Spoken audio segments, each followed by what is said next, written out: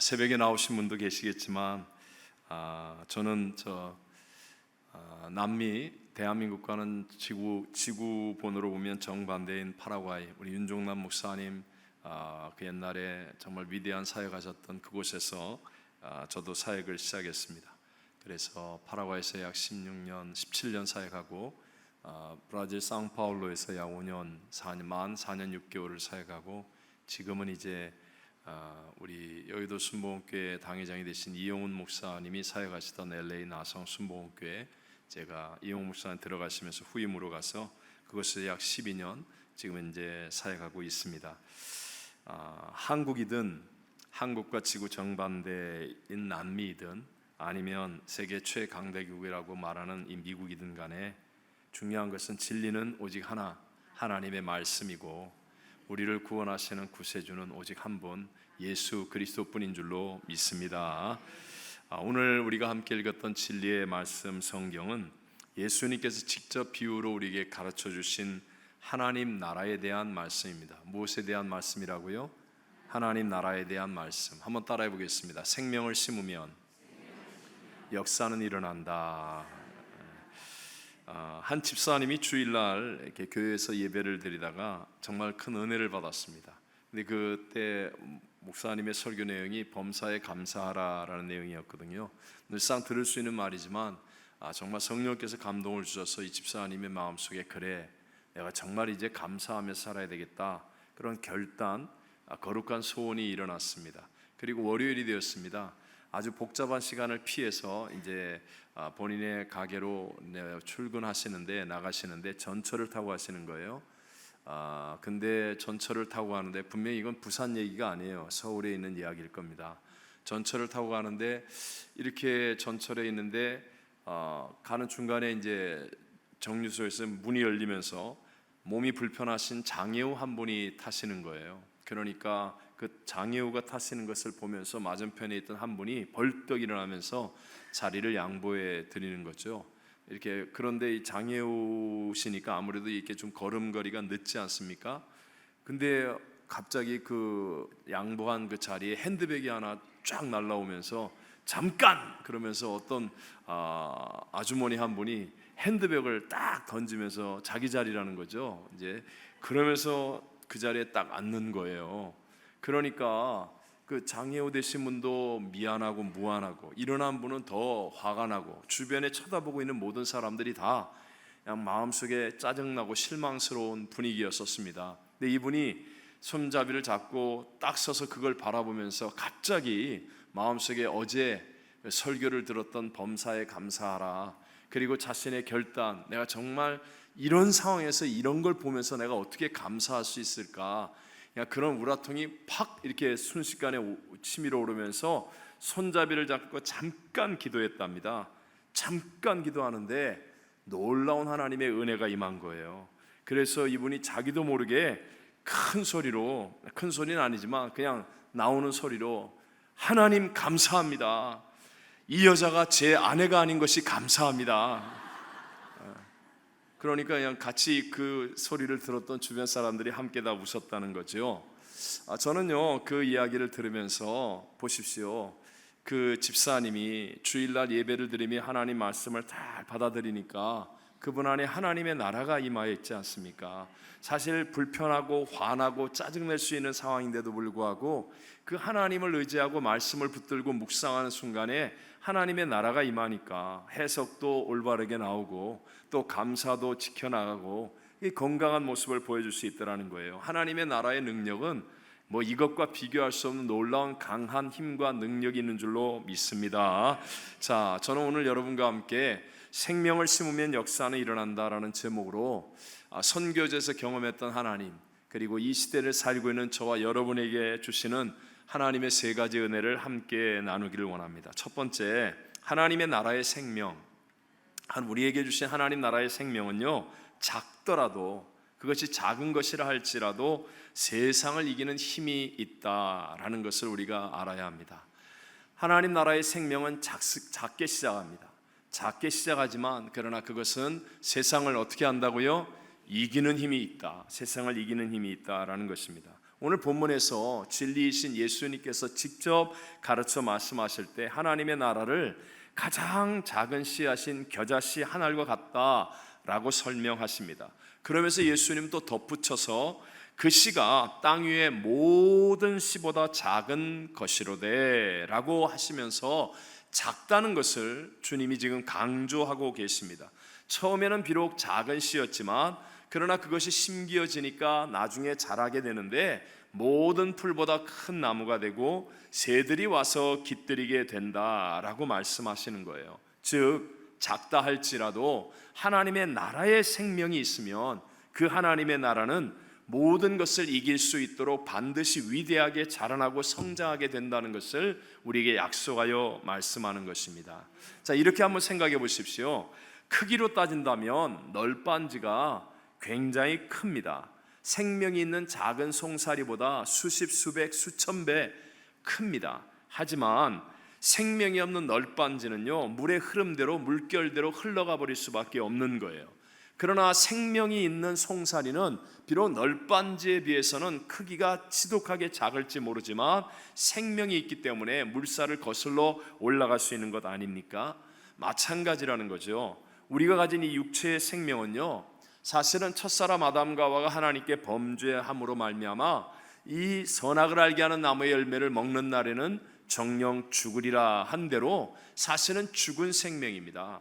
우리는 비록 육체를 가지고 육체가 호흡을 하고 있으니까 살아난 것 같지만 그러나 영이 죽었기 때문에 육체의 호흡이 끝나면 어떤 사람도 예외 없이 영원한 불못 지옥 가운데 던져질 수밖에 없는 거예요. 그래서 이 세상에서 두려움이라고 하는 것은 경험해야만 느낄 수 있는데, 그런데 죽음을 경험하지 못한 우리 모든 사람들의 공통점이 죽음을 두려워한다는 거예요. 이해하십니까? 저희 집에 늦둥이 막내 딸이 있습니다. 그런데 이 아이가 늦둥인데요, 1살인가요? 생일날 케이크를 갖다 놓고 언니 오빠들과 함께 이렇게 불을 붙여줬어요. 근데 그 초가 이렇게 파바박 팍팍 이렇게 타는 아주 좀 신기한 초였습니다. 그랬더니 이 아이가 겁도 없이 자꾸만 불 붙은 초를 만지겠다는 거예요. 그래서 아뜨 안 돼, 뭐 언니 오빠들이 이렇게 말리는데 잠깐 우리가 그릇 가져오고 뭐 이렇게 한눈을 파는 사이에 그 아이가 딱 초를 만졌습니다. 부지직 하고 살이 잠깐 탔어요. 물론 탄 건 아니지만 뜨거움을 느꼈겠죠. 자, 경험하기 이전까지는요 전혀 겁이 없던 아이가 딱 뜨거운 걸 경험하고 나니까 그 다음에 꺼진 초를 주면서 만져봐 그래도요 손을 탁 감추고 절대로 안 만집니다. 두려움이라는 것은요 경험함으로 느껴지는 거예요. 근데 여러분, 우리 가운데 죽음을 경험한 사람이 있습니까? 가끔 죽었다가 살아난 사람이 있긴 하지만 그건 객관성이 없는 얘기고요. 우리 모두는 죽음을 경험하지 않았음에도 불구하고 모든 사람들이 죽음을 두려워합니다. 왜냐하면 죽음 이후의 절망의 세계는 진실이기 때문에 그렇습니다. 우리가 거듭나지 않으면 아담과 하와의 죽은 영을 가지고 있기 때문에 아무리 그 사람이 돈이 많아도요, 아무리 그 사람이 유명해도요, 힘이 세도요, 권력이 있어도요, 죽음 앞에서는 벌벌벌벌 떠는 이유가 죽음 이후에는 영원한 형벌, 절망일 수밖에 없기 때문에 그런 것입니다. 그래서 우리는 이 육체적으로 물질이 있고 권력이 있고 힘과 지식이 있다 할지라도, 세상으로 보면 굉장히 커 보이는 사람이라 할지라도 결국 보면 세상의 유행과 풍조를 따라 흘러갈 수밖에 없고 사람들의 여론을 따라서 흘러 떠내려가는 인생이 될 수밖에 없다는 거예요. 그러니까 이 세상의 정사와 권세를 잡고 있는 원수 마귀를 이길 수가 없는 거죠. 하지만 예수님은 정말 작은 겨자씨 같은 생명으로 이 땅에 오셨습니다. 가장 작은 고을 베들레헴, 그것도 여관에 누일 곳이 없어서 마구간, 그 더러운, 여러분 오늘날 마구간이 아닙니다. 전기가 있고 수도로 물 청소하고 그런 마구간이 아니에요. 2000여 년 전에 뭐 서울이나 부산 같은 대도시도 아닌 고을 중에 가장 작은 고을에 보잘것없는 여관의 마구간이니까 이건 정말 냄새나고 더럽고 뭐 청결하지 못함이 말할 수 없겠죠. 그런 마구간에서도 말밥통에 태어나셨습니다. 가장 작은 겨자씨처럼 이 땅에 오셨지만 예수님은요 사망을 이긴 부활의 생명을 가지고 계셨습니다. 그렇기 때문에 예수 그리스도의 생명은 놀라운 능력과 힘이 있는 것입니다. 요한복음 11장 25절에 이렇게 말씀하지 않습니까? 같이 한번 읽어볼까요? 예수께서 이르시되 나는 부활이요 생명이니 나를 믿는 자는 죽어도 살겠고, 예수님은 사망을 이기는 부활의 생명으로 오셨습니다. 그래서 누구든지 예수를 믿기만 하면 그 예수의 부활의 생명이 임하여서 우리의 죽은 영이 부활의 생명과 연합하여 거듭나게 되므로 우리에게 놀라운 예수의 새 생명의 역사가 일어나는 거죠. 그런데 이 새 생명이 정말 작게 임합니다. 처음에 교회 나가서 예수를 영접할 때는요, 도대체 무슨 변화가 있는지, 도대체 이게 무슨 대단한 일인지 전혀 모른다는 거죠. 그런데 이 생명을 따라 예배를 드리고 말씀을 묵상하고 기도하면서 이 생명이 자라나기 시작하면 나중에는 온 가정을 살리는, 온 가족 식구들의 그늘이 되어주는 큰 나무가 되어지고, 때로는 민족과 열방을 살리는 하나님 나라의 존귀한 능력을 나타내는 사람으로도 자라나게 될 줄로 믿습니다. 로마서 8장 2절에는 그래서 이렇게 얘기합니다. 같이 한번 읽어봅니다. 이는 그리스도 예수 안에 있는 생명의 성령의 법이 죄와 사망의 법에서 너를 해방하였음이라. 아멘. 보십시오. 예수님의 생명은 정말 작은 겨자씨처럼 우리에게 임하지만 이것이 이 땅을 사로잡고 있는 죄와 사망의 법에서 우리를 해방시킨다는 겁니다. 어떤 가난도 저주도 질병도 이기는 능력이 있다는 것이죠. 어떤 절망도 어떤 사망도 부활의 소망으로 이기게 하는 능력이 그 안에는 있다라고 말하는 것입니다. 그래서 성경과 2000년의 역사 통해서 예수의 생명을 가진 사람은, 또는 그 생명을 누리는 지역이나 국가는 놀라운 변화와 승리를 체험하는 것입니다. 성경에 나와 있는 유명한 사람, 맹인 거지 바디메오가 나옵니다. 아버지도 맹인, 자기도 맹인, 아버지도 거지, 자기도 거지. 이보다 더한 바닥 인생이 어디 있습니까? 그런데 이 맹인 거지 바디메오가 예수 그리스도를 만나지 않습니까? 다윗의 자손 예수여 나를 불쌍히 여기소서.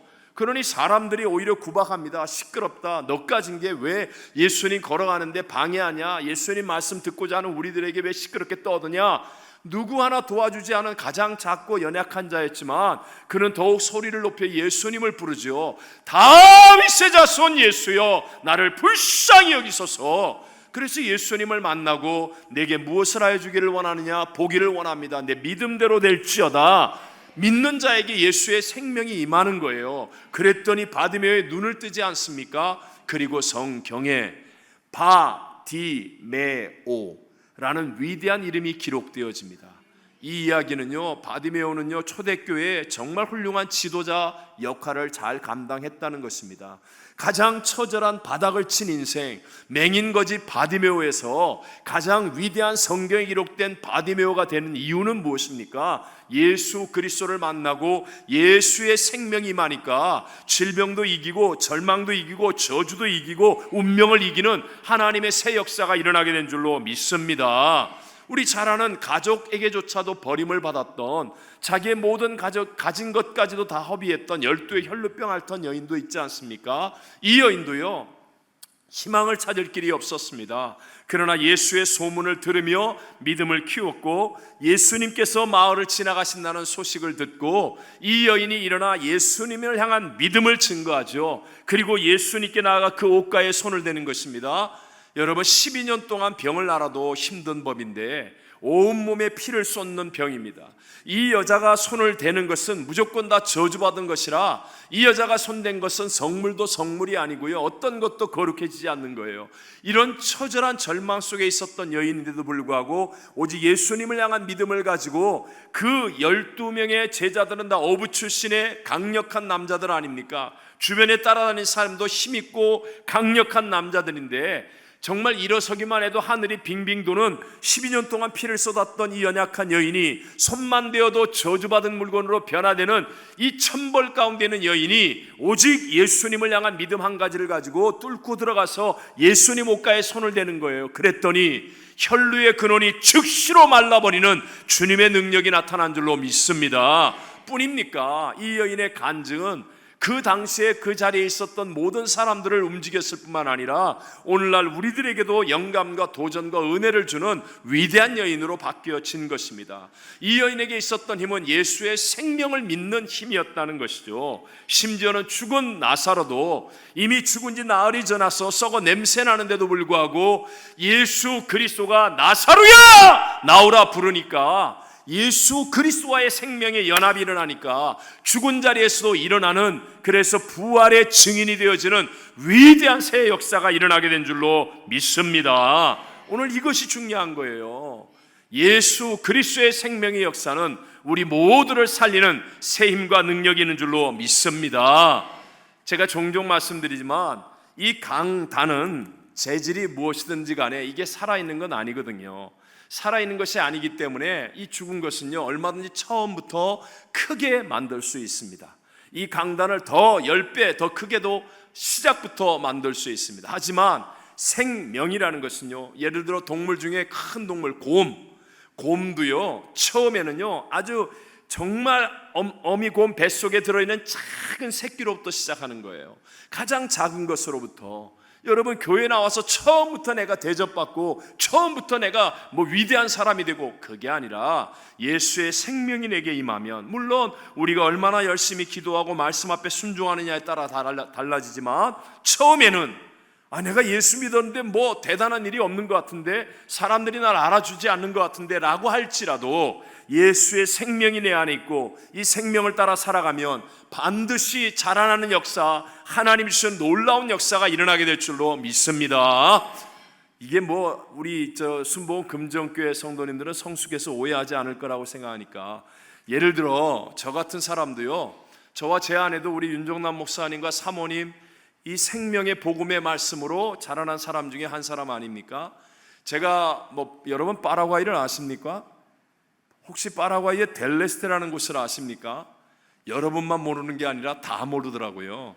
그 보잘것없는 작은 동네에서 예수의 생명을 심고 그 생명 한 가지만을 의지하고 자랐더니 지금은요 제가 그래도 여러분 우리 세계에서 가장 선교를 크게 하는 여의도 순복음교회 이 총회장 가운데 중남미 총회장도 하고 북미 총회장도 하고 세상에 2개나 다 해먹은 사람은 나밖에 없다고 누가 그러던데, 여러분 이게 제가 이게 외적인 자랑 얘기가 하는 게 아니고 진정성을 여러분 아시죠? 생명을 붙들고 살면 하나님이 더 깊게, 더 넓게, 더 크게 반드시 이루어 주심을 믿게 되시기를 바랍니다. 자, 세상에서는 나쁜 것과 좋은 것이 만나면 거의 대부분 나쁜 쪽으로 변화됩니다. 예를 들어 여러분이 사과를 한 봉지 샀습니다. 그 사과 한 봉지 안에는 9개의 싱싱한 사과가 있고요, 1개의 사과가 썩었습니다. 그래서 9개의 싱싱한 사과와 하나의 썩은 사과가 한 봉지 안에 있다고 한번 가정해 보십시오. 그러면 9개나 되는 싱싱한 사과 때문에 1개밖에 안 되는 썩은 사과가 싱싱한 사과로 바뀌죠? 질문이 너무 어렵습니까? 이 부산에서는 그런 일이 있나 본데, 고민하시는 거 보니까. 여러분, 아무리 9개나 되는 싱싱한 사과가 있어도요, 그 사과 봉지가 마법 봉지가 아닌 한에는 썩은 사과 하나 때문에 나머지 9개가 썩으면 썩었지 이 하나가 싱싱한 사과로 바뀌는 법은 없습니다. 아주 비싸고 좋은 자동차라 할지라도 고급 새 자동차입니다. 근데 거기에다가 100년 된 고물 자동차 부속을 하나 끼우고 나면 그러면 자꾸 고장나는 이상한 자동차가 될 수밖에 없는 겁니다. 이것이 세상의 이치라는 거예요. 그런데 우리의 생각을 뛰어넘은 단 하나, 그 이치를 거꾸로 가는 게 있어요. 어떤 나쁜 것과 만나도, 어떤 어려운 상황 속에 만나도, 어떤 절망에서 만나도 예수님과 만나면 어떤 나쁜 것도 좋은 쪽으로 변화되는 줄로 믿습니다. 그래서 우리가 이걸 잘 못 믿는 거예요. 늘 나쁜 친구 만나면 나빠지고, 나쁜 음식 먹으면 나도 배탈 나고, 나쁜 거 끼우면 나도 나빠지는데, 그런데 예수님만은 반대이거든요. 그러니까 이게 얼른 어셉트가 안 되는 거예요. 믿어지질 않는 거예요. 그러나 여러분, 이걸 믿으셔야 됩니다. 내가 어떤 절망, 어떤 고통, 어떤 질병, 어떤 문제, 어떤 고난과 어려움 속에 있을지라도 예수님을 만나면 그러면 우리의 운명은 좋은 쪽으로 변화된다는 것을 믿게 되시기를 바랍니다. 그래서 고린도후서 5장 17절에 말씀하잖아요. 그런즉 누구든지 다 같이 시작. 누구든지 그리스도 안에 있으면 새로운 피조물이라. 이전 것은 지나갔으니 보라 새 것이 되었도다. 아멘. 오늘도 여러분 예수님을 만나면 여러분 안에 새 소망이 넘쳐나고 새 비전이 넘쳐나고 새 용기와 희망이 넘쳐나게 될 줄로 믿습니다. 20세기에 성령운동의 기폭제가 된 것이 1906년부터 일어난 LA에 있는 아주사 거리에서의 부흥운동입니다.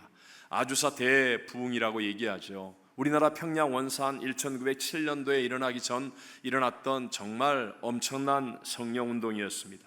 당시에는 미국이 인종차별이 심했습니다. 일몰법이라는 게 있었어요. 해 지면 흑인은 밤에 거리를 통행하지도 못하는 곳들이 많았을 그런 때였습니다. 근데 윌리엄 세이무어 같은 목사님은 흑인 목사님으로 배척을 당하고 버림을 당한 것과 같았습니다. 쉽게 말하면 대단하지 않은 목사님이었다는 거예요. 그런데 이 목사님과 함께 가난하고 힘없는 성도들이 모여서 기도 모임을 합니다. 당시에 모였던 성도들은요, 대부분 흑인 아주머니들이 참 많았는데 이분들은 이웃집 빨래 해주면서 몇 센트, 5센트, 10센트씩 돈을 벌기도 하는 정말 당시에는 가장 약하고 힘없는 사람들이었습니다. 그러나 그들의 기도 모임 속에 놀라운 하나님의 부흥이 일어나서 전 세계 성령운동의 기폭제와 같은 일들을 일으키게 되었다는 것입니다.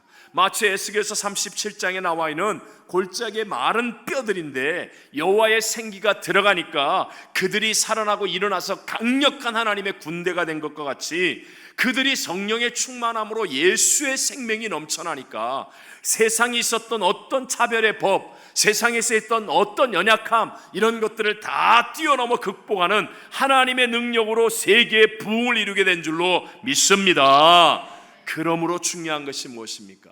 여러분 이 제단에 나와서 이 교회에 나와서 여러분 예배를 드릴 때마다 예수님을 만나게 되시기를 바랍니다. 예수님을 바라보게 되시기를 바랍니다. 미국에서 유명한 부자 동네 중에 하나가 저희 LA에 있는 베버리 힐스라는 그런 곳입니다.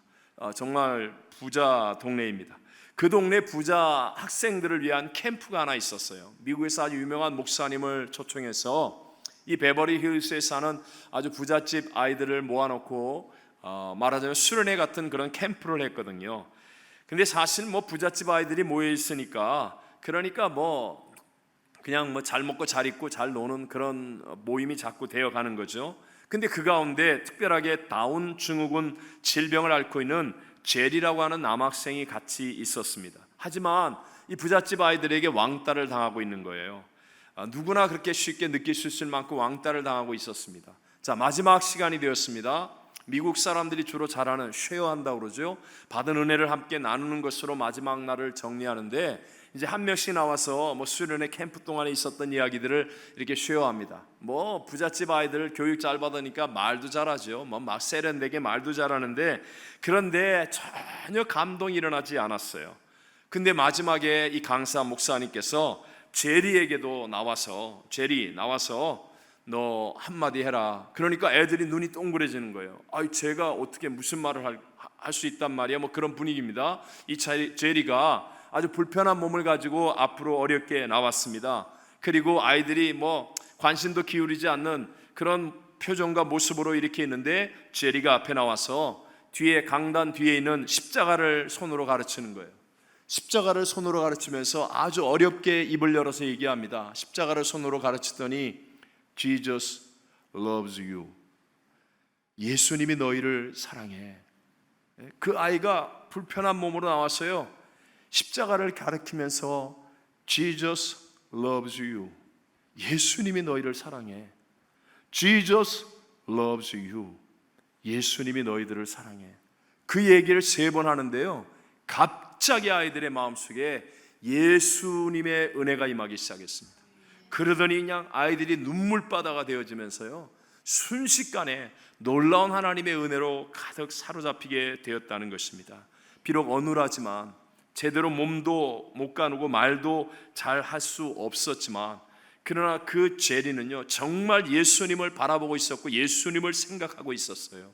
그래서 예수님을 얘기하는 순간에 그 자리에 있었던 화려하고 대단했던 아이들의 마음속에 예수 그리스도의 생명의 역사가 임하게 되니까 놀라운 변화가 일어나게 되었다는 것입니다. 오늘 세상이 점점 화려한 것을 소중하게 여깁니다. 뭐 큰 아파트, 유명한 아파트, 뭐 좋은 학교, 스펙, 멋진 옷, 뭐 비싼 머리. 오늘 새벽에도 제가 머리 올린 얘기를 했지만 우리 동네에도 가끔 있어요.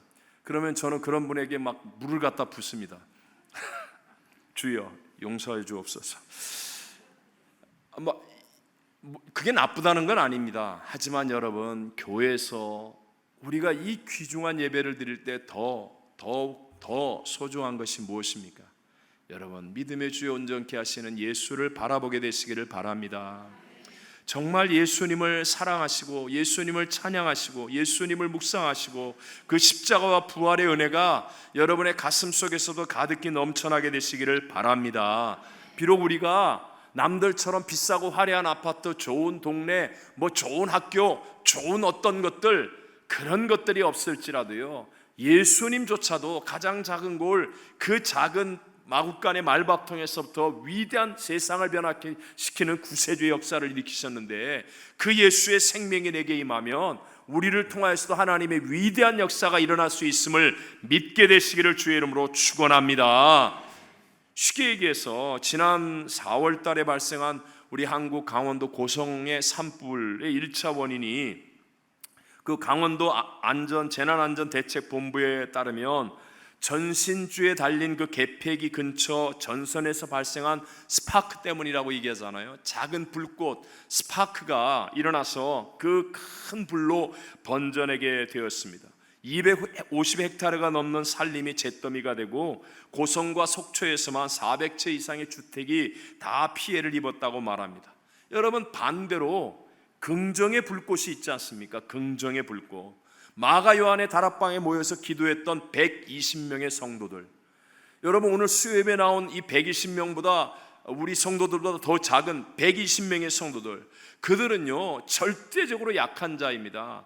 당시에는 인권이 있습니까? 무슨 경찰이 있습니까? 보호가 있습니까? 잡히면 죽을 수 있고 사자밥이 될 수도 있고 불태워 화형이 당할 수도 있고, 그런 절박한 연약함 가운데 있었던 작은 자들이었지만, 그들이 마가 요한의 다락방에 모여서 정말 주님의 약속의 말씀을 붙잡고 간절히 기도할 때 그들에게 성령의 불이 임하지 않습니까?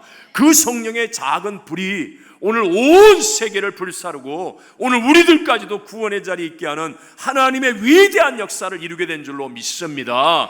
우리 금정 순복음교회 수요예배 나온 여러분들이 하나님 앞에 정말 성령의 불을 가진 기도를 행할 수 있다면, 그렇다면 이 불을 통하여 이 부산 땅이 살아나고 대한민국이 살아나고 세계 선교의 새 역사도 일어날 수 있을 줄로 믿습니다. 두 번째, 오늘 본문을 통해 우리가 생각해야 될 내용이, 하나님 나라의 생명은요 심어야 역사가 일어난다는 것입니다. 어떻게 해야 역사가 일어난다고요? 심어야 역사가 일어납니다. 자, 분명히 예수님께서 하나님의 나라는 겨자씨와 같이 작은 것이라도, 지금은 작은 것이라 할지라도 이 풍성한 열매를 맺고 놀랍게 자라난 성장은 반드시 심어야 한다는 것을 강조하여 말씀합니다.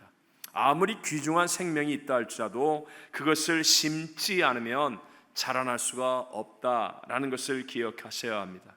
미국이란 나라는 역사적으로 굉장히 짧은 역사 속에 세계의 강대국 경찰국가 같은 나라가 되었습니다. 가장 영향력 있는 나라가 되었죠. 지금도 미국은요 다른 컴플렉스는 없어요. 근데 이 히스토리에 대한 컴플렉스는 있습니다. 그래서 미국 사람들은, 우리 한국은 막 새로 지은 집, 막 신형 이런 거 좋아하잖아요. 미국은, 제가 이제 리버사이드라는 곳에 집회를 하는데 호텔을 갔는데요, 절 보고 그러는 거예요. 여기 대통령들이 오면 묵는 호텔이래요. 그래, 얼마 전에 부시 대통령 왔다 하고 오바마 대통령 왔다 하고 그쪽에 오면 이 호텔에서 묵고 간다는 거예요. 그래서 그 호텔에 가는데, 세상에 제가 2층에 있었는데요, 막 밑에 마루가 걸을 때마다 삐비빅 삐거덕 그러고요, 그 의자도 뭐 200년 된 의자라는데요, 앉을 수가 없어요. 앉을 수가 없어요. 탁자도 그렇고 침대 하나 조금 이렇게 쿠션만 해놓고요, 너무너무 나무로 된 호텔 막 소리 나요. 그런데도 불구하고 미국 사람들은 이 히스토리에 대한 컴플렉스 때문에요, 정말 그 역사적인 것을 소중하게 여깁니다. 그런데 미국 역사가 그만큼 짧다는 거죠. 유럽의 이민자들, 전 세계 이민자들인데 다른 건 다 괜찮은데 역사만큼은 자기들이 이길 수가 없는 거예요. 그러니까 그 짧은 역사를 가지고 있는데도 불구하고 미국이란 나라가 전 세계 인종이 이민 국가로 모여 짬뽕이 되어 있는데도 불구하고 세계에서 가장 강력한 영향력을 나타내는 세계의 경찰 국가처럼 큰 소리를 칠 수 있는 이유가 무엇입니까? 그것은 바로 청교도들을 통하여 실제 신앙이 심기워졌기 때문입니다. 청교도들은요, 주일날 7번 정도 예배를 드립니다. 한 사람이 그냥 뭐 별의별 예배를 다 드립니다. 마지막 7번째는 가정에 모여서 가정 예배를 드리면서 아이들이 오늘 목사님이 설교한 게 뭐냐고 물어보고요, 그거 답하고요, 철저하게 신앙생활을 했습니다. 우리 뭐 말로는 청교도 신앙 하는데 쉽게 생각하면 안 됩니다. 이분들은 정말 신앙에 목숨을 걸고 심은 사람들이에요. 그러니까 생각해 보십시오. 100여명이 타고 온 배에 50몇 명밖에 남지 않았는데 다 죽었어요. 다 죽었어요. 그런데도 불구하고 그들은 굽히지 않고 신앙 때문에 그들은 목숨 건 이민 생활을 했습니다. 그러니까 이 신앙이 바탕이 되니까, 즉 심었다는 거예요. 신앙을 심었기 때문에. 미국 대통령 취임식이 뭔지 아십니까? 우리 오늘날 교회에서 예배드리는 거하고 똑같은 순서입니다. 단지 설교만 대통령이 준비한 취임사를 대신하고 목사님 축복기도 받고 또 목사님 축도 받고 성경 위에 손 얹고 선서하고 예배에 우리의 모든 예식 순서와 똑같습니다. 다 이 청교도 신앙이 심겨져 있는 거예요. 지금 언론은 자꾸 부정적인 것만을 얘기하기를 좋아하니까 뭐 동성애 문제, 낙태 문제, 또 약간의 신앙적인 반발의 문제, 이런 것들이 있는 게 사실이에요, 마지막 시대에. 하지만 미국이 그렇게 가벼운 나라가 아닙니다. 뿌리 깊게 심겨진 이 신앙 때문에 지금도 곳곳에서 계속하여 부흥이 일어나고 있는 곳이 바로 미국이라는 나라라는 것입니다. 여러분, 오늘 우리도 마찬가지예요. 작은 씨같이 보일지 모르지만 여러분, 주저하지 마시고 믿음을 가지셨다면, 반드시 세상을 이기는 힘이 있음을 믿는다면 여러분, 그 생명의 씨앗을 여러분의 삶 속에 심게 되시기를 바랍니다. 함께 우리 갈라디아서 6장 7절과 8절 말씀을 같이 읽어봅니다. 스스로 속이지 말라. 하나님은 업신여김을 받지 아니하시나니 사람이 무엇으로 심든지 그대로 거두리라. 자기의 육체를 위하여 심는 자는 육체로부터 썩어질 것을 거두고 성령을 위하여 심는 자는 성령으로부터 영생을 거두리라. 아멘. 여러분, 반드시 거둘 것을 믿으시면 아멘 하시겠습니다. 그런데 마지막 시대의 원수 마귀는요, 우리의 신앙을 방해하잖아요. 우리가 승리하지 못하도록 끊임없이 태클을 걸고 방해하는 게 원수 마귀가 하는 일 아닙니까?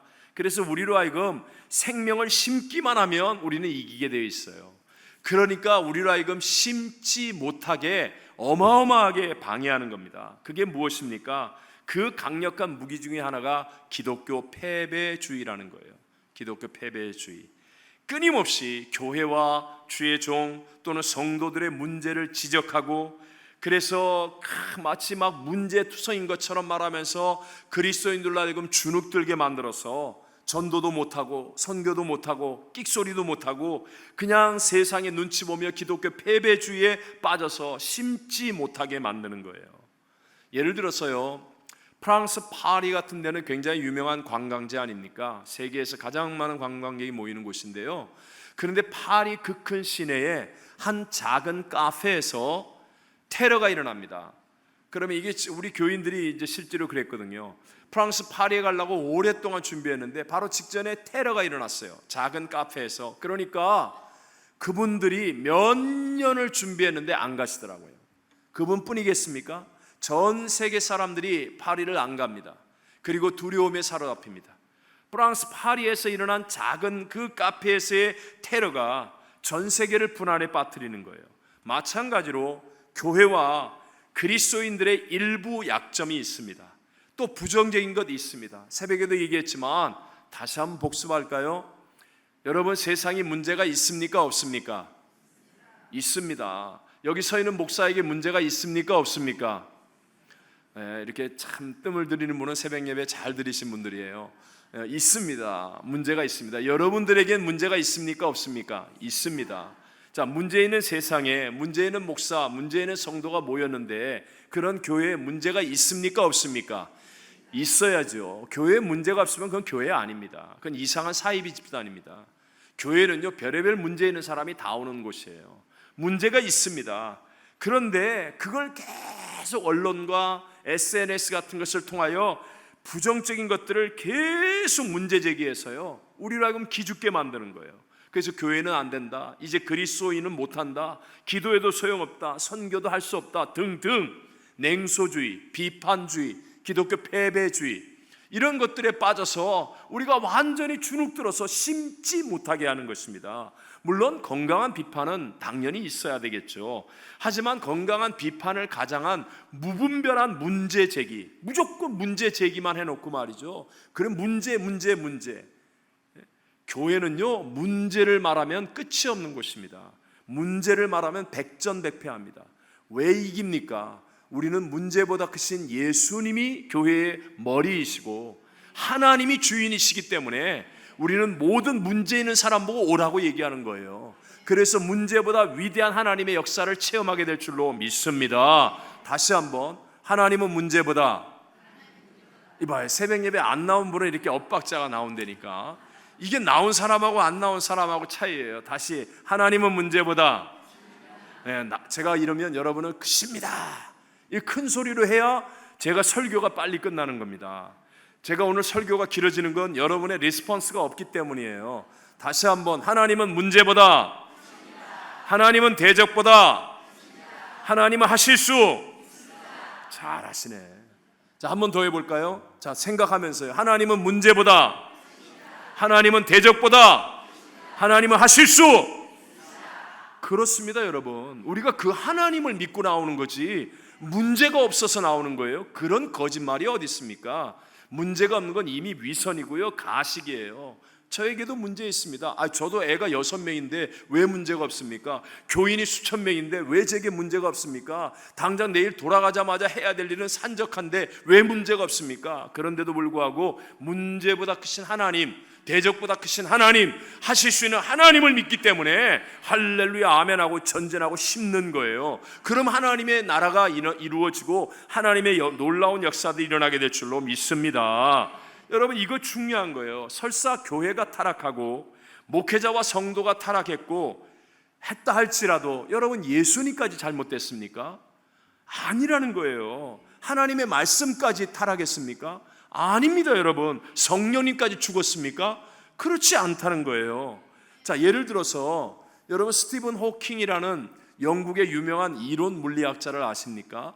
그분 얼마 전에 이제 죽었는데요, 돌아가셨는데, 저분의 몸이 루게닉 병이라고 그랬어요. 근육을 못 쓰는 거예요. 그래서 흐느적거립니다. 몸은 아무짝에도 쓸모없는 분이에요. 그런데도 불구하고 전 세계 사람들로 존경을 받는 이유가 뭡니까? 저분의 머리 때문입니다. 이 머리가 천재이기 때문에요. 이론 물리학자로서는 최고의 탑이기 때문에 온몸은 흐느적거리고 제 몸을 못 가누는데 머리 때문에 전 세계 사람들이 존경하는 거예요. 여러분 보십시오. 교회의 머리는 누구예요? 그리스도 예수입니다. 교회의 주인은 누구예요? 하나님이십니다. 교회의 주인이 하나님이시고 교회의 머리가 그리스도인 한, 여러분 어떤 경우에도 하나님은 합력하여 선을 이루실 수 있는 줄로 믿습니다. 구약 시대를 보아도요, 때로는 선지자들이 썩었고 때로는 성전도 타락했고 때로는 선민인 이스라엘 백성들이 썩어도 그래도 하나님의 기적과 역사는 일어났다는 것입니다.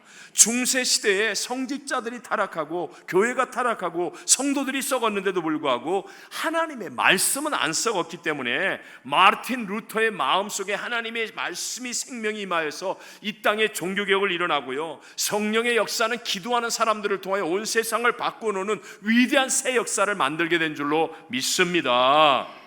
오늘날 같은 이 마지막 시대에 사실 우리 여의도 순복음교회 조영기 원로 목사님이나 또는 이용훈 담임 목사님 같은 분을 통하여 여러분 얼마나 놀라운 하나님의 역사를 세계에 일으키고 있습니까? 저는 남미에 있었습니다. 그리고 미국에서 12년 사역을 하고 있습니다. 여러분 얼마나 위대한 일들을 우리 순복음교회가 하고 있는지 아십니까? 더군다나 우리 윤정남 목사님도 선교사 출신으로 그때 당시에 남미에 아무것도 없을 때 우리 윤정남 목사님 오셔서 정말 파라과이에선 가장 아름다운 독일교회 사서 순복음교회 간판을 달고요, 얼마나 많은 사람들이 예수 생명이 심겨져서 주의 종이 되고 변화되고 새 역사가 일어나는지요. 하나님의 역사는 지금도 계속되고 있는 줄로 믿습니다. 모르는 사람들은 이런 것들을 우연이라고 생각할지 모르지만 아니에요. 하나님의 나라는 누군가 믿음으로 심었기 때문에, 우리 가정에서 위대한 인물이 나오는 것은 기도로 심고 말씀으로 심은 눈물의 부모님이 있었기 때문에, 우리 지역에, 우리 교구에, 우리 구역에, 우리 교회에 바로 믿음을 가지고 심는 사람들이 있을 때 실수가 없으신 하나님의 나라가 풍성하게 열매로 나타나게 될 줄로 믿습니다. 오늘 세상이 우리에게 끊임없이 냉소주의 또는 비판주의, 비관주의 또는 기독교 패배주의, 할 수 없다는 부정적인 인식을 자꾸 우리에게 던져주고 있지만, 여러분 거기에 기죽지 마십시오. 한번 더 해봅시다. 하나님은 문제보다 크십니다 해야죠. 다시, 하나님은 문제보다, 하나님은 대적보다, 하나님은 하실 수. 여러분 그 하나님을 아버지라고 믿습니까? 그 하나님을 믿는 거예요. 사망을 이기고 부활하신 예수님이 나의 구세주예요. 그러니까 우리는 할 수 있다는 믿음을 가지고요, 세상이 뭐라 그래도 천인이 날 대적하고 만인이 날 핍박해도 믿음으로 심는 자가 되어지면 심는 자 속에서 하나님의 놀라운 새 역사들이 일어나게 되는 줄로 믿습니다. 마지막 세 번째로요, 우리의 주님을 바라봐야 됩니다. 예수님은 영혼 구원과 세계 선교를 위해 자신의 생명까지도 심었다는 사실을 우리는 잊지 않는 그리스도인이 되어져야 한다는 것이죠.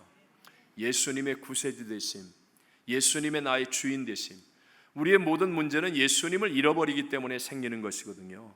예수님을 잃어버리지 않으면 어떤 상황을, 어떤 대적을, 어떤 환경과 어떤 고난을 만나도 전혀 두렵지 않습니다. 이길 수 있습니다. 문제는 예수님을 잃어버리면 내 집이 작다고 낙심하고, 내가 학벌이 없다고 절망하고, 예수님을 잃어버리면 내 입은 옷이 초라하다고 부끄러워하고, 쓸데없는 것에 마음과 생각을 다 빼앗기죠. 예수님을 놓치지 않고 붙들고 있으면요, 그까짓 거 자신감 있게 오히려 사람을 살리는 승리의 길을 가게 되는 줄로 믿습니다. 제가 마이클 야코넬리라는 분이 쓴 B급 인생을 찾아오신 하나님이라는 책에 나오는 이야기를 제가 한번 그대로 전해드리겠습니다. 참 얼마 전에 제가 눈물로 읽었던 책 중에 하나인데요, 그 책에 나오는 내용에 그 초등학교 시절 학생들에게 신데렐라라는 연극 발표회를 할 것이라고 선생님이 말합니다. 그러니까 초등학교 아이들, 옛날에 그 순진무구한 아이들이 막 저요 막 그러면서 서로 하겠다고 그러는 거예요. 근데 이제 시간이 좀 지나면서 신데렐라는 여자밖에 안 되는구나, 뭐 이런 것들을 애들이 이제 감을 잡잖아요. 그러니까 자기 역할들을 찾아가는 거예요. 얘가 신데렐라, 나는 신데렐라 계모 할래요, 나는 계모에 따라 할래요, 뭐 등등 쫙 이렇게 하면서 어느 정도 그럭저럭 아이들의 청을 들어주면서 배역이 정해졌습니다. 근데 한 아이가 빠졌어요. 노만이라는 이름을 가진 아이였는데요, 이 아이는 조용하고 말이 없지만 뭐 수줍어하거나 부끄러워하는 아이가 아니라 정말 신앙생활을 잘하는 초등학생인데도 깊이가 있는 아이예요. 다른 사람을 배려하고, 그래서 다른 사람들이 배역을 다 정할 때까지 양보하고 있다가 이렇게 자기 배역을 이제 선생님이 한 명 빠졌으니까, 노만 너는 어떤 배역을 하면 좋겠니? 선생님은 믿는 거예요. 이 아이가 자기 나름의 생각을 다 잘하고 있을 거라고 믿는 거예요. 내 배역을 네가 한번 찾아보겠니? 하고, 너는 어떤 역할을 하고 싶니? 그랬더니 이제 배역이 남은 게 없었거든요. 그러니까 이 노만이라는 아이가 선생님이 이렇게 대답합니다. 선생님, 저는 신데렐라의 돼지를 할래요. 돼지. 혹시 신데렐라를 읽어보셨습니까? 신데렐라의 돼지가 나옵니까? 너무 옛날 얘기를 해서 돼지가 나오지 않습니다. 그런데도 불구하고, 그러니까 다 어리둥절한 거죠. 선생님이 어리둥절하고. 근데 이 아이가 종이컵에다가 색칠한 종이컵을 돼지코처럼 달고, 그리고 분홍색 내복을 입고 이제 돼지 역할을, 분장과 역할을 너무너무 열심히 준비하는 거예요. 신데렐라가 가는 곳이면 어디든지 따라다니는 돼지, 신데렐라의 거울과 같은 역할을 하는 거예요. 신데렐라가 즐거운 마음이면 돼지가 막 즐거워하고, 신데렐라가 어렵고 슬픈 순간에는 돼지가 막 슬퍼하고, 막 신데렐라가 이 감정을 따라서 너무 돼지가 거울처럼 역할을 잘하는 거예요. 발표회를 했는데 대성공을 거두었습니다. 선생님들과 학부모님들과 막 다른 학생들이 다 일어나서 기립박수를 하고 정말 기뻐하고 감격스러웠는데요. 근데 그날 연극의 주인공은 바로 꿀꿀거리는 돼지 역할을 했던 노만이었다는 거예요. 여러분, 제가 무슨 얘기 하려고 하는 줄 아세요? 오늘날 우리들은요, 자기의 자리, 오늘 그리스도인들이 자기의 어떤 역할, 이런 것으로 자꾸 폼을 잡으려고 합니다. 교회 안에서 쉽게 말하면 직분, 자기 자리, 뭐 이런 것들. 근데 진짜 중요한 게 무엇입니까? 바로 이 노만이라는 돼지 역할은 있지도 않은 역할인데요, 신데렐라에게 집중하는 거예요. 신데렐라가 가는 곳은 어딘지 따라다니고, 신데렐라가 기뻐하면 같이 기뻐하고, 신데렐라가 슬퍼하면 같이 슬퍼하는 역할을 그랬더니 모든 사람들이 오히려 부족한 신데렐라보다 이 돼지를 보면서 더 감격하고 감동하고 기뻐하더라는 것입니다. 여러분, 오늘 우리 그리스도인들에게 진짜 중요한 분은 예수님 한 분입니다. 여러분, 예수님을 바라보셔야 합니다. 예수님이 기뻐하는 일에 여러분이 같이 기뻐하고 춤추고, 예수님이 마음 아파하는 일을 같이 마음 아파할 수 있는 사람, 그 사람이 바로 주의 영광을 드러내고 주의 생명 속에 승리의 길을 걸어가게 됨을 믿게 되시기를 바랍니다. 그러기 위해서는 두 가지를 기억하십시오. 여러분, 남들과 똑같을 필요 하나도 없다는 거예요. 하나님은 우리 모두를 똑같이 만들지 않았습니다. 우리 다 다릅니다. 저 역할, 저 사람의 자리, 그런 거 부러워하지 마세요. 청소를 하면 어떻고, 여러분 굳은 일을 하면 어떻습니까? 예수님을 기쁘시게 하는 마음과 태도를 가지고 일하면요, 그 사람이 오히려 시간이 지나면 지날수록 더 큰 영광과 더 큰 능력으로 많은 사람을 살리는 축복의 자리에 있게 될 줄로 믿습니다. 또 한 가지가 예수님과 함께 고난당하는 것을 두려워하면 안 된다는 거예요. 신데렐라의 돼지는 신데렐라가 잔치집 갈 때만 따라간 게 아니에요. 신데렐라가 좋아할 때만 좋아한 게 아니라고요. 신데렐라가 혼자 있을 때도 같이 있었고, 슬퍼할 때 같이 슬퍼했고, 아파할 때 같이 아파하는 거예요. 오늘날 수많은 그리스도인들이 교회 좋은 자리에는 갑니다. 그런데 예수님이 아파하는 자리에는 함께 아파하지 않는 거예요. 예수님이 힘들어하는 곳에는 가려고 하지 않는 거예요. 그러니까 예수님을 놓치는 겁니다. 24시간 예수님을 생각해야 되고, 예수님과 동행해야 되고, 예수님의 인도를 받아야 승리자가 되는데, 우리는 좋은 자리에서는 예수님을 보는 것 같다가도 조금만 아프거나 조금만 힘들면 예수님을 외면하기 때문에 예수님을 놓쳐버리고 내 역할을 잃어버리고 마는 것입니다. 성경이 이렇게 얘기하잖아요. 요한복음 16장 33절에 보면 예수님이 제자들에게 직접 하신 말씀입니다. 시작.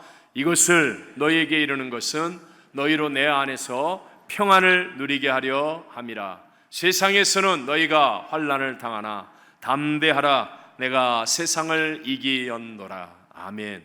세상에서는 너희가 무엇을 당하나? 환난을 당하나. 담대하라. 내가 세상을 이기었노라. 여러분, 신앙은요, 평탄한 길을 가는 게 아니에요. 여러분, 편해지려면 예수 잘못 믿었습니다. 예수 믿었기 때문에 수요일 날도 예배 나오는 거고, 새벽 예배도 나오는 거고, 봉사도 해야 되는 거고, 11조헌금 드리고 또 기도하고, 이 모든 일들을 하잖아요. 그러나 중요한 건 이거예요. 세상에서는 우리가 환난을 당하지만 그러나 예수님이 이기셨습니다. 우리가 주를 위해 심으면 반드시 세상이 줄 수 없는 진짜 승리와 위로와 기쁨과 영광의 면류관과 축복을 거두게 될 줄로 믿습니다.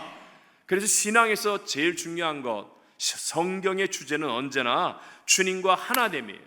성령으로 충만함이었어요. 주님과 하나됨이 중요하다는 것입니다.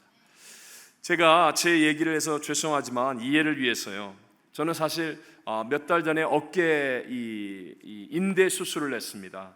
그래서 인대가 다 끊어져서 사실은 인대 수술을 했는데요, 제가 워낙 건강한 체질이라 아플 줄을 몰라가지고 남들이 50견 그래서 그냥 이렇게 참는 것인 줄 알았는데, 너무 오랫동안 잠을 못 자고 힘들어서 병원을 찾아갔더니 LA에서는 그래도 유명한 스포츠 스타나 연예인들 수술만 하는, 어깨만 수술하는 그런 슈나이더라는 박사님이 있었어요. 어떻게 그분과 연결이 돼서 그분을 만났는데, 그분이 연세가 꽤 되시거든요. 그래서 환자를 이제 반으로 줄여서 보시는데 어떤 분이 연결을 해주셔서 만났습니다. 제 어깨를 보더니 어떻게 이 지경이 되도록 있었냐고 그러더라고요. 그래서 남들도 다 이렇게 50견 하면 아픈 거 아니냐고 그랬더니 당신은 50견이 아니래요.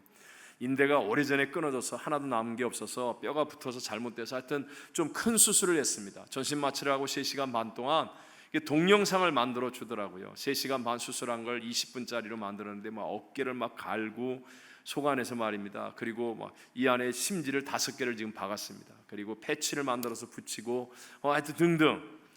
그런데 여러분, 수술하는 동안에 전 정말 오래간만에 잘 잤습니다.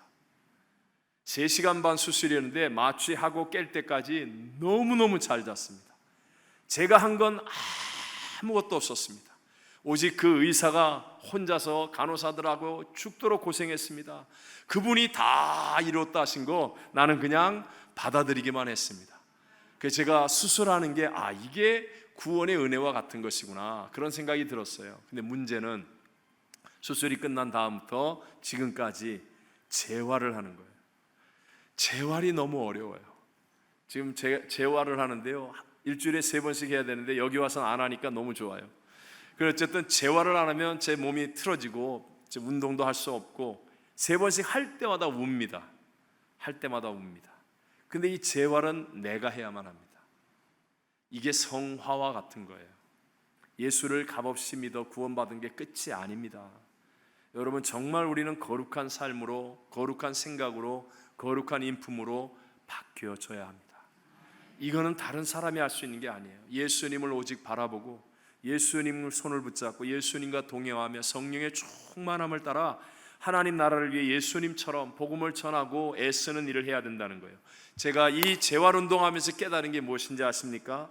이제 재활운동을 할 때 막 이렇게 모조 인형 마네킹 같은 걸 만들어 놓고 막 이렇게 하는 겁니다. 그래서 보여줘요. 이렇게 움직여야 됩니다. 그 마네킹을 백날 움직여도요, 제가 전혀 안 아픕니다. 근데요, 제 몸을 움직일 때는요, 이걸 이렇게 하는 겁니다. 그러고 발을 이렇게 하면 막 아파가지고 막 소리도 지르고 막 눈물이 저절로 뚝뚝 흐르고요, 아픕니다. 제가 정말 은혜 받은 것, 아픔을 느끼는 것이 내 몸입니다. 아픔을 느끼는 것이 내 몸입니다. 여러분, 자녀가 아프면 여러분 같이 아파요, 안 아파요? 자녀가 아프면 아파요. 옆집 애들이 아프면 아프구나 그럴 뿐이지 내가 아프진 않아요. 근데 자녀가 아프면요, 진짜 제가 아파요. 이게 가족입니다. 이게 하나입니다. 하나. 몸이라고 하면, 죄송합니다 여러분, 옆에 사람 한번 때려 보실래요? 그러면 안 되죠. 옆에 사람 때려 보잖아요. 그러면 나는 안 아파요. 옆에 사람이 아프지. 이건 내 몸이 아니라는 거예요. 근데 나를 때리면 아프잖아요. 이건 내 몸이에요.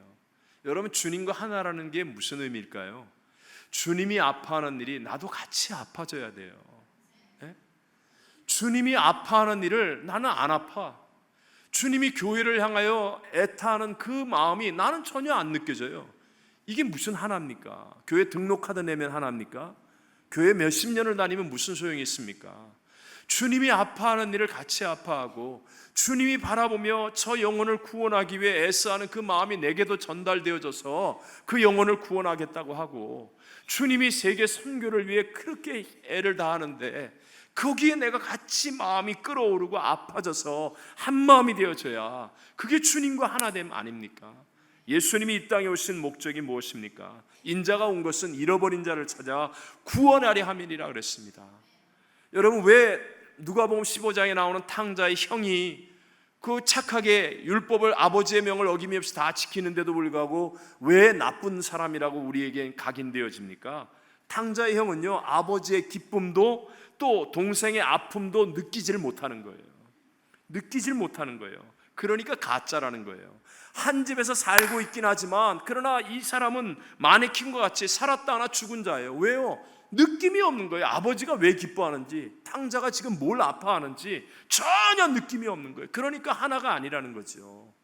오늘 정말 예수님의 마음, 주님은 잃어버린 자를 찾아 구원하기 위해 저 하늘보좌도 버리고 이 낮고 천한 곳까지 오셨는데, 그리고 우리에게 선교하게 하기 위해서요 성령을 보내시고 내가 이 땅에 불을 던지러 왔나라 말하면서, 이미 이 불이 붙었다면 내가 무엇을 더 원하겠느냐. 그러면서 제자들에게 너희는 예루살렘을 떠나지 말고 내게 들은 바 아버지의 약속하신 것을 기다리라. 요한은 물로 세례를 베풀었으나 너희는 몇 날이 못되어 성령으로 세례를 받으리라. 그렇게 예수님 말씀하는데, 성령 세례 받겠다는 마음도 없고 성령으로 충만하겠다고 기도하는 마음도 없고, 영혼을 바라보며 내 가족이 아직도 예수를 안 믿어도, 내 주변에 죽어가는 영혼이 있어도, 저 세계 선교를 향하여 그렇게 애답게 부르짖어도 나는 전혀 아무런 마음도 아픔도 느끼지 않는다면 이건 하나됨이 아니라는 거예요.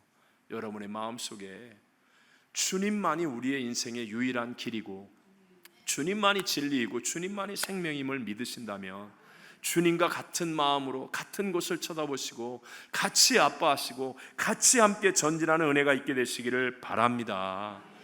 그러면요 내가 손해보는 걸까요? 주님과 함께 가면 내가 손해보는 걸까요? 천천만만의 말씀입니다. 저는 저희 아버님이 굉장히 엄친이셨습니다. 하늘나라 가셨으니까 제가 마음 놓고 얘기하는데요, 옛날에는 아버지 말도 잘 못했습니다. 정말 엄친이셨어요. 근데 제가 삼남이녀의 막내였거든요. 저희 아버님이 어디 가실 때마다 시간이 있어 데려가면 꼭 저를 데리고 와요. 제 아버님이 저를 딱 붙잡고 저를 데려가요. 그러면 아버님과 함께 가는 게 저에게는 고역이었어요. 고역이었습니다. 왜요? 걸음도 다르죠. 저희 아버님 거의 말씀을 안 하시면서 거의 뭐 그냥 유철아 이렇게 해 그러면 네 그래야지 뭐 아빠 뭐 이런 말이 없었어요. 힘들었어요. 그런데 지금 세월이 지난 다음에요, 제가 이제 아버지가 되고 나니까 저희 아버님이 얼마나 저에게 유익한 일들을 많이 해주셨는지. 저희 아버님이 제 손잡고 어디 갔겠어요? 유명한 뭐 옛날에 피카소 무슨 박물관 그러면 반드시 데려가고요, 음악회 그러면 제 손잡고 반드시 데려가고요, 좋은 데라는 좋은 데는 다 데려갔어요. 그때는 그게 좋은 건지를 알았을까요? 몰랐습니다. 그때는 만화가게가 더 좋은 줄 알았죠. 그때는 그 뭐 떡볶이 해먹는 그게 연탄불 앞에 앉아서 그거 먹는 게 더 좋은 줄 알았죠. 그때는 내 수준에서 그게 좋은 줄 몰랐어요. 근데 이제 세월이 지나고 나니까 저는요 주저하지 않고 이 세상에서 내가 가장 존경하는 분은 우리 아버지. 주저하지 않고 그때 내 손을 붙잡고 나를 데리고 갔던 그곳이 내 수준에서는 그게 너무 힘들고 어려운 것 같았는데, 시간이 조금 지나고 나니까 세상에 이렇게 아름답고 감격스러운 축복과 은혜가 없더란 말입니다. 여러분, 지금 예수님이 내 손을 딱 붙잡고 선교하자고 말하고 복음 전하자고 말하고 교회를 위해 헌신하자고 말할 때 혹시 여러분 이해가 안 되고 힘들어하고 짜증나는 사람이 있을지 모릅니다. 그러나 믿으셔야 됩니다. 하나님은 저와 여러분이 잘 되기를 원하시는 좋으신 분인 줄로 믿습니다. 하나님은 절대로 실수가 없어요. 그래서 그 주님 손을 딱 붙잡고 주님과 동행하는 거예요. 주님이 좋아하는 일을 하고 주님이 아파하는 것을 같이 아파하고 주님이 소원하는 것을 같이 소원하는 사람이 되어지면 시간이 지나면 지날수록 여러분의 인생이 날아오르는 인생, 더 크게, 더 깊게, 더 넓게, 더 존귀하게 쓰임받는 복 있는 삶이 되어질 줄로 믿습니다. 생명을 심으면 반드시 하나님의 역사는 일어납니다. 하나님 나라의 생명은 정말 작습니다. 시작은 작습니다. 그래서 내가 얼른 이해가 안 되고 보이지 않고 잡히는 게 없어서 실망스러울지 모르지만, 그러나 결국 세상을 이기는 힘이 그 안에 있습니다. 반드시 심어야 합니다. 믿음으로 여러분 말씀을 순종하고요, 기도로 심으셔야 합니다. 24시간 예수님과 함께하기 위해 예수님과 같이 아파하고요, 예수님이 원하시는 일을 행하고요, 예수님의 손을 놓지 않기 위해 예수님과 동행하는 최고의 복을 누리며 여러분을 통하여 가정이 살아나고 직장과 이 땅이 살아나고 교회에 하나님의 부흥이 일어나고 하나님의 영광이 가득한 승리가 나타나게 되시기를 주님 이름으로 축원합니다. 축원합니다. 기도하겠습니다.